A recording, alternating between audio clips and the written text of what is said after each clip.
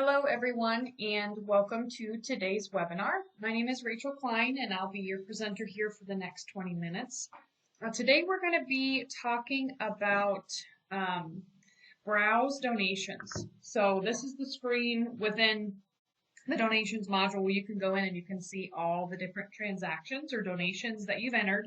And then we're also going to talk about how to do a correction, a reversal, and then also how to do a reversal that's an NSF or a non-sufficient funds donation. So something that bounced when it went to the bank.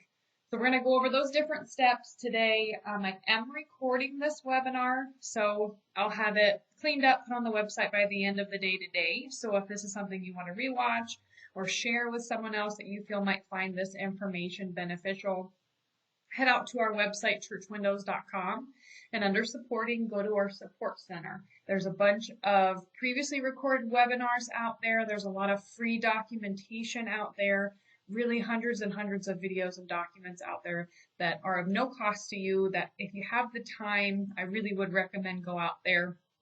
You can search by topic or category and just watch those free videos or print some of those documents you think might find beneficial. Today's topic I am pulling from one of our workbooks. It is from our Donations 104 workbook, and it's pages 16 through 22. So if you have that workbook, feel free to follow along, or you can head out to our website. Again, it's churchwindows.com, and you can purchase one of those training workbooks. There's a bunch of them out there.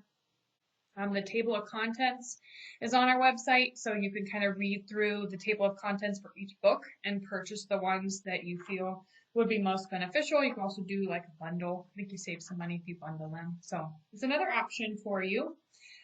You are able to ask questions during today's webinar. There is a questions section on your GoToWebinar toolbar. Just expand that. You'll only be able to type your question in, and it's just me today on the webinar. I don't have Josh with me, so just keep in mind if you do type a question in, I don't read those questions until the end of the webinar. I don't even like to look at them because it mixes me up if I'm trying to talk at the same time. So if you have a question, feel free to type it in. Just know that I won't get to it too later, or wait to just type that question in when we start our Q&A after the topic's done. Okay? All right, let's go ahead and get started. So we're talking about the Browse Donation screen in the Donations module. So I'm going to go ahead, open up Donations here. And you can get to the Browse screen one of two ways. It doesn't matter which way you get to it. It's going to take you to the same place. You can hit the Browse Donations button here in the middle. It's kind of like a shortcut. Or you can come up here to the top left. Under Donations, you have Browse here. Going to take you to the exact same screen. I'm going to maximize it just so it's a little easier to see. But this screen is going to be by default organized by giver. Okay, so all of the people that you have entered into the software, they're going to be listed here along with their total donation amounts for the year.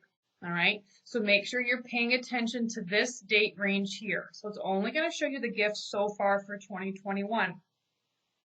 You can easily come into this change dates, filter, and sort button. You can jump back to previous years. You can filter in for certain people, certain accounts. All kinds of different settings and sorts can be set right in here. This is really handy to use, especially at the beginning of the new year when this date changes to the next year, but you might need to go back and make some changes to the previous. This is where you would go to change your dates or other filters. Okay, but by default, you are going to see all of your givers and how much they've given so far for the year.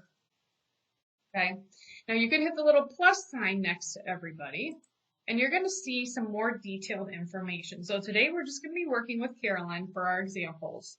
If I hit the little plus sign next to Carolyn, I am going to see all of the donations that she has made for the date range specified. Okay, you can also use this search up here at the top. If you have a pretty big church, you don't want to scroll through the list. Again, this is training data, so there's not a lot of donations in here, most likely. You guys will have a bunch of people listed, but you can also do a search. You can type in their giver number or envelope number if you use numbers. You could type in their first or last name. But as you start typing, Your filter is going to show you the results that match. And then again, there's Miss Carolyn. So we will select her, and then we're just going to see her giving for the year. Okay. And then you have your different column headers here across the top, and that's going to be the information that you're seeing below. All right. So you have your donation date. Again, by default, we can see this little arrow here. Once you go into the giver, then the transactions you see or the donations that you see are going to be listed in donation date order. So you can see we're starting in January and we're working through our most current donation, which came in on the 19th. Okay. I want to point this out too down here. This is a fun little tip. Maybe not a lot of people notice, but you, along with your grand total up here, you also have one down at the bottom of your amount line, which is nice.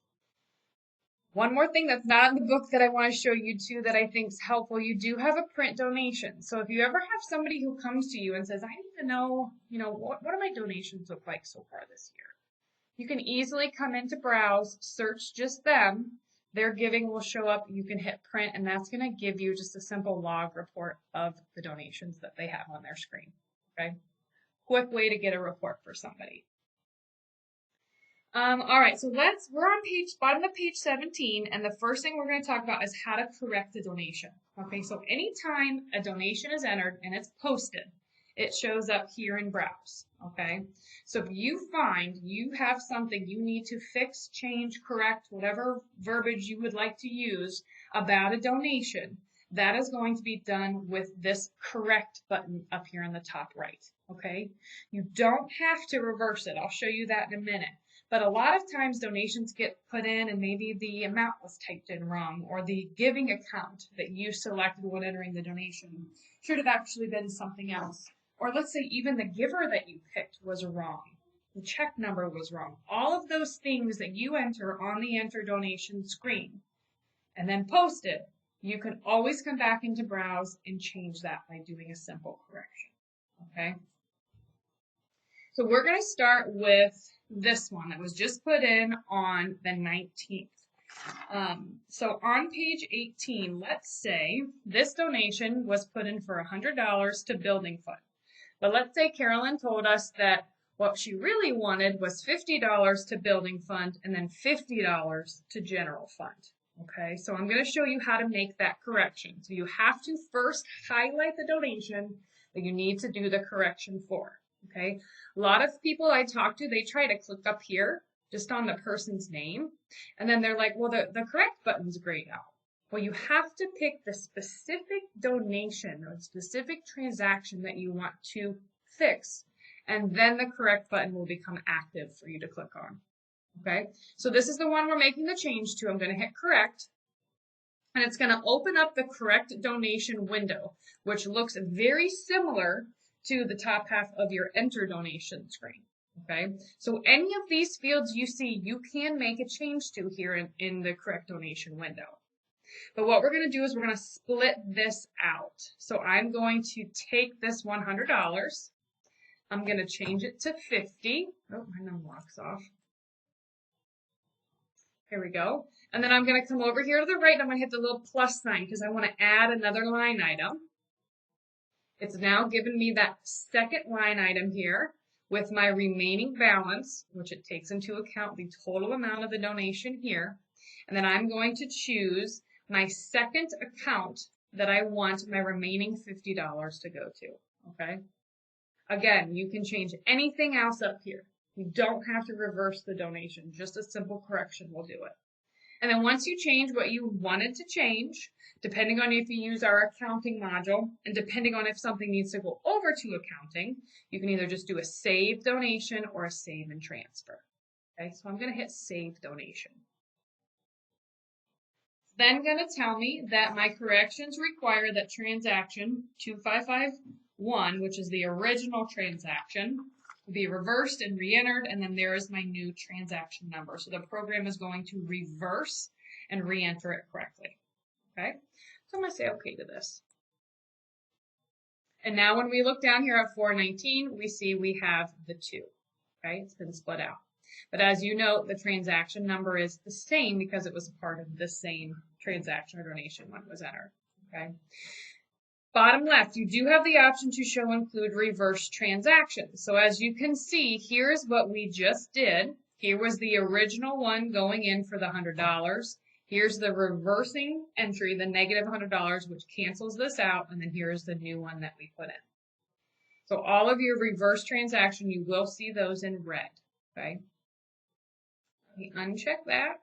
So we get back to our regular screen. All right, the next thing I want to show you is how to actually reverse the donation.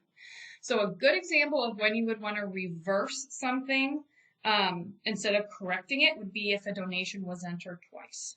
All right, so I set up a little example of that here for the 15th. As you can see, same amount, same date, same giving account. One is a credit card and one is a check number, but for this example sake, we are going to say that one of these is wrong. There was a duplication. This donation was posted twice. So we need to reverse one of them, okay? I'm going to click to highlight this one. This is the one I want to remove. And instead of going up to correct, we have to go to this reverse and NSF button up here at the top. Now, as soon as I click that, the window does look a little different, but it's going to pull up the reverse donation screen, and it's going to give me two tabs. It's going to give me a recommended tab and then an advanced options tab. On the recommended tab, it's going to say you want to reverse this transaction for the date occurred of the original transaction. So it is going to create the reversing transaction with a date occurred of 4/15. I would say 95% of the time you want to reverse the transaction for the original date occurred, okay? You do have some advanced options. You are able to go in and reverse a donation for a different date. I would only recommend doing this if you have a specific reason as to why you want to change the date. The problem is if you have a donation that came in February, but you don't reverse it out until April, that can really cause a discrepancy when you go to run reports, okay? Not saying it's not what you want. It could be what you're specifically wanting to do, but if you're unsure or you don't have a specific reason for changing that reversal date, we're always going to recommend, that's why the tab says recommended, that you go with the original date occurred, okay? Now, down at the bottom, you also have the option to put in some comments. Comments are optional. Now, it is really important, at least in my opinion, that if you do some reversing, putting in a comment, it's never going to hurt anything. It's always going to give you more information as to why you're taking this out. So you could simply type in, we'll say duplicated donation or something to that effect. So you have some notes as to why something was reversed, okay? Now, one more thing I want to talk about down at the bottom, you have your OK and transfer, and then you have your OK. If you want to reverse something and you use our accounting module and you need that reversal to go over to accounting, so say the same donation was posted in donations and accounting twice, so you have too much money, too much income over in accounting. You do have the option to do the OK and transfer, which will then transfer that reversal over to the accounting module, which is fine. Now, you are going to have some instances where maybe you don't want to do an OK and transfer. So the instance in the book down at the bottom of page 20, it says if you need to reverse a transaction in a month for which the bank reconciliation has been completed and finalized, you can reverse it in donations, but would not want to transfer that change to accounting. Instead, a transaction is done in the current month in accounting to correct the issue.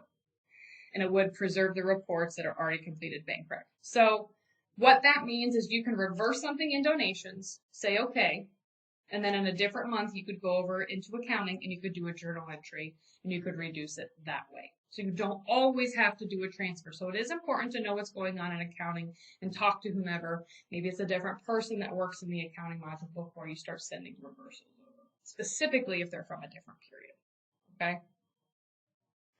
All right, so I'm going to just leave it on my date occurred because that's what we recommend, and I'm just going to say okay. It's going to ask me if I want to permanently reverse this donation. I'm going to say yes. It's going to tell me it's been reversed by 5229. I'm going to say okay. And again, if I come down here and I check that include reverse transactions, now you're going to see my original one going in, and then here's my comments that I added, my reversal, the negative 200, taking the duplicate out. Okay? Now, the last thing that we want to talk about here is on page 21. It talks about NSF correction. So sometimes if the church receives a check and doesn't clear the bank, it comes back as an NSF or the check is bounced essentially.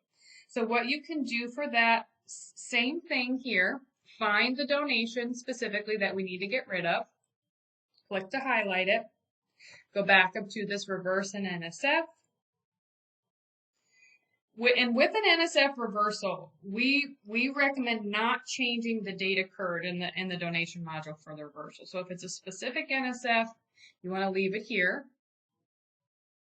And then down here at the bottom, you do have the option to check this box, reverse due to non-sufficient funds.